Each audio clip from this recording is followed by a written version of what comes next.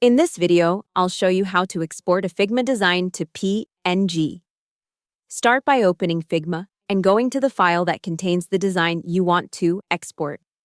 Once your project is open, select the frame, image, or layer that you want to download as a PNG file.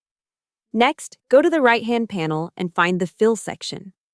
Uncheck the Show in Exports. This is to not include the background while exporting the image to PNG file.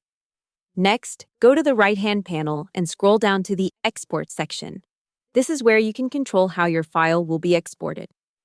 Click on the drop-down menu and choose PNG as your file format. You can also adjust the scale if you want a higher resolution, such as 2x or 3x. Once everything is set, click the Export button. Figma will process your design and prepare it for download. A prompt will appear asking where you want to save the file. Choose your preferred location, then confirm to complete the export. And that's it. Your design is now successfully exported as a PNG file, ready to use for presentations, uploads, or sharing online. Hope the tutorial was helpful. Subscribe to my channel and see you in the next video.